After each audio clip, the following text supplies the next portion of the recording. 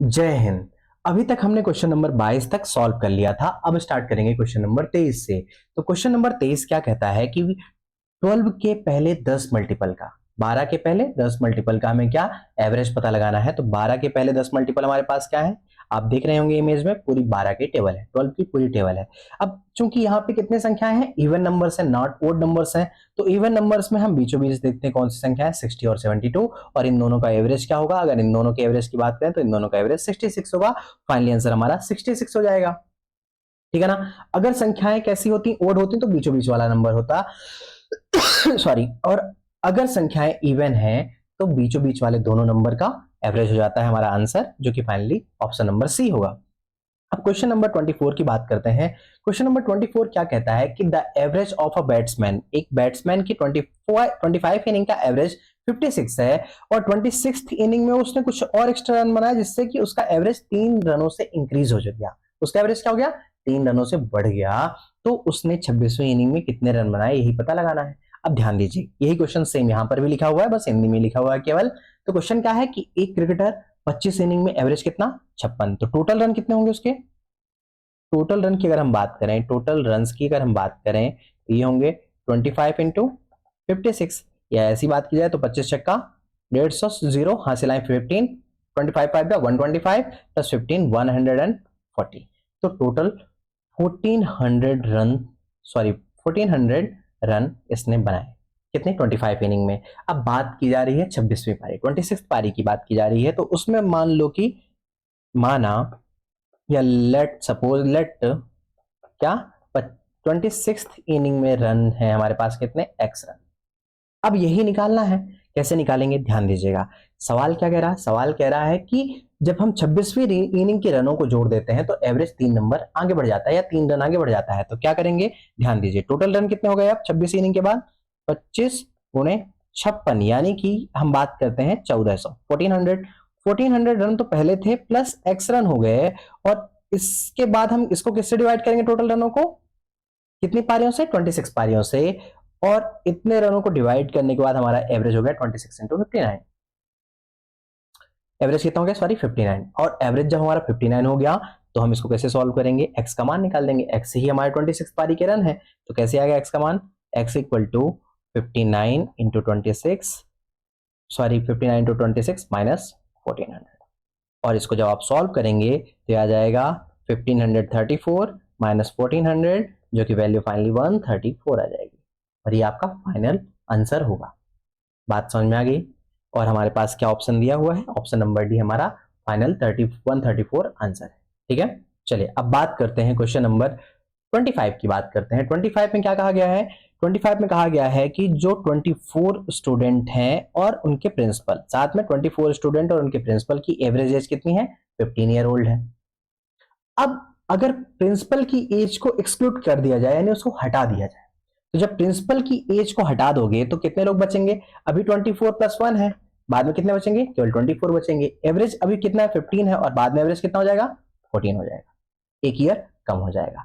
अब हमें क्या पता लगाना है, हमें पता लगाना है कि प्रिंसिपल की एज कितनी है। कैसे पता लगाएंगे, ध्यान दीजिएगा। यही क्वेश्चन यहां पर लिखा हुआ है। और क्या कहा गया है कि 24 छात्रों और प्रिंसिपल, यानी कि 25 लोगों की 25 25 लोगों की कुल एज कितनी हो जाएगी, 25 इंटू 15, यानी कि 15 पना 75 की 5 हासिल आए 7 और 15 दूनी 30 7 37, यानी 375। ये हो गई टोटल एज, सबकी एज को आपने ऐड कर दिया।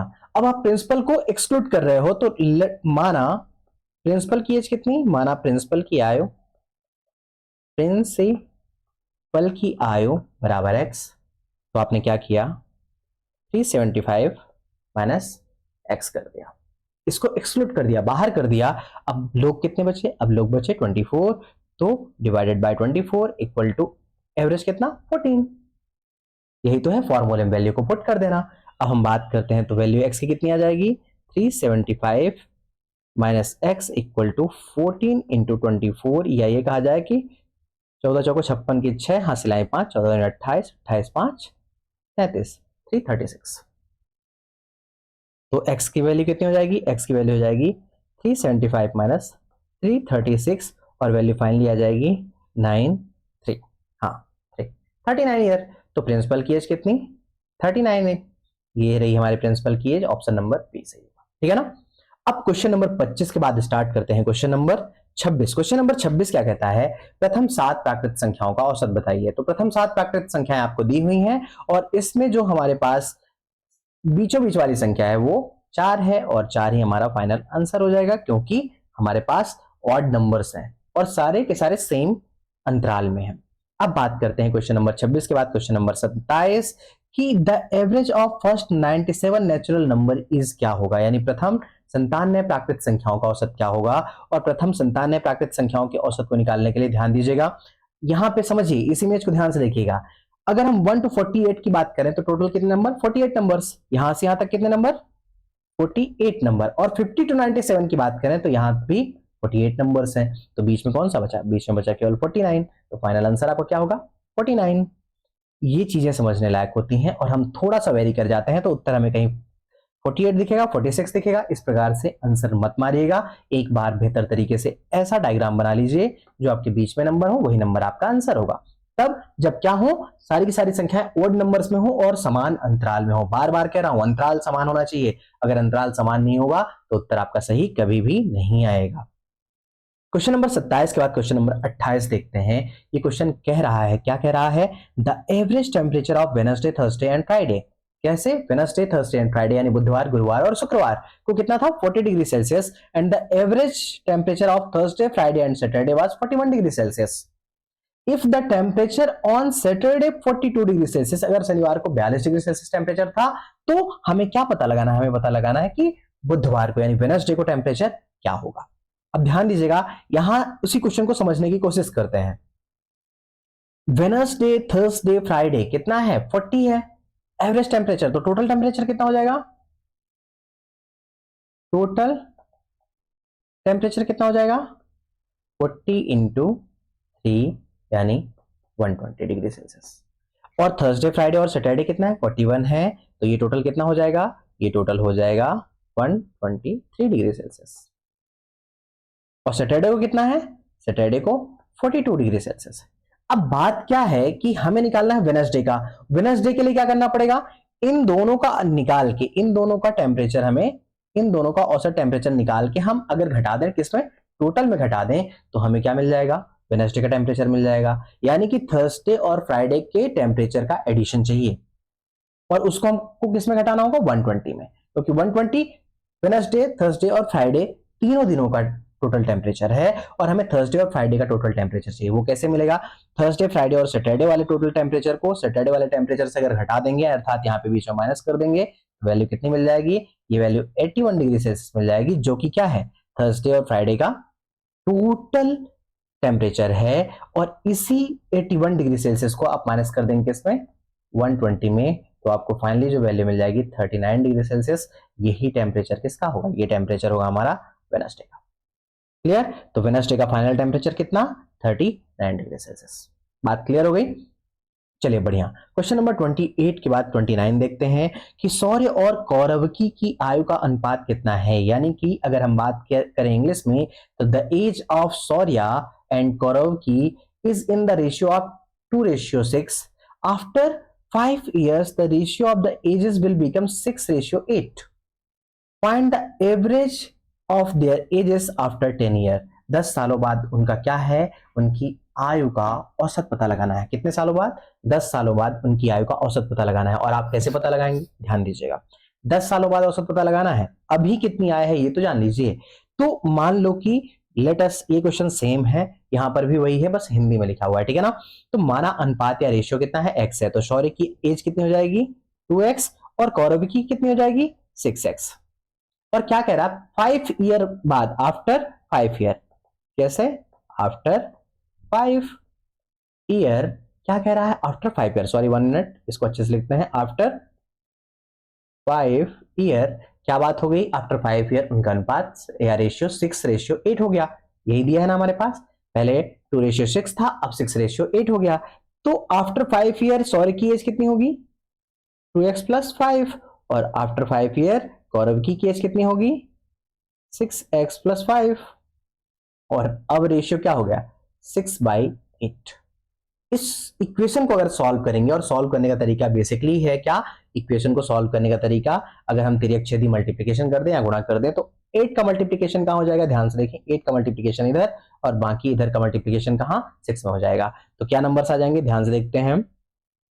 8 2 जा 16x प्लस 8 5 जा 40 और 6 6 जा 36x प्लस 6 5 जा 30। इसको सॉल्व करेंगे अगर आप तो x की वैल्यू आ जाती है 40 में 30 गया 10 और 36x में 16x गया, सॉरी 36x 8 जा 16 और 6 6 जा 36x। तो x का मान कितना आ जाएगा, x का मान यहां पर आ जाएगा 40 माइनस 30, 8 5 जा 8 45 6 35, 40 माइनस 30 हो रहा है 10 और 36 माइनस 16 हो रहा है 20x। क्लियर। और x की वैल्यू यहां पर कितनी आ रही है, फाइनली हमारे पास x की वैल्यू आ गई x equal to 1/2। Clear, sorry x की वैल्यू कितनी आ गई, x की वैल्यू आ गई हमारे पास फाइनली 1/2। और x की वैल्यू अगर 1/2 है तो सौर्य की एज कितनी होगी, सौर्य की एज वर्तमान में एज कितनी होगी 1/2 इंटू एक्स, यानी कि 1 ईयर होगी सौर्य की एज। और कौरवकी की एज कितनी होगी, कौरवकी की एज की अगर हम बात करते हैं तो ये 6 इंटू 1/2 यानी कि 3 ईयर ओल्ड। और कौरवकी की एज आ गई 3 ईयर, सौर्य की एज आ गई 1 ईयर। आफ्टर 10 ईयर अगर हम बात करते हैं तो ये 11 और 13 के होंगे और इनका एवरेज अगर देखा जाए तो कितना होगा 12 ईयर। और फाइनल आंसर क्या होगा हमारे पास 12 ईयर, 12 ईयर, ठीक है ना। तो 29 का आंसर कितना 12 ईयर ओल्ड।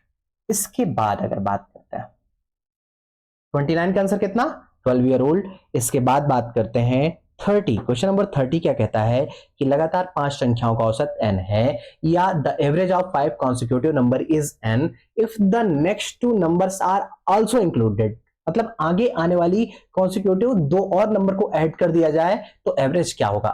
क्या क्वेश्चन है, लगातार 5 संख्याओं का औसत n है, यदि अगली 2 संख्याओं को और भी शामिल कर दिया जाए तो औसत क्या होगा। अब कैसे निकालेंगे, ध्यान से देखिएगा। समझ लेते हैं कि 5 संख्याएं लगातार कौन से हैं 1 2 3 और 4 है। अब इनका एवरेज कितना है, इनका एवरेज कितना है, ऑब्वियस सी बात है 3 होगा, और 3 इक्वल टू n है।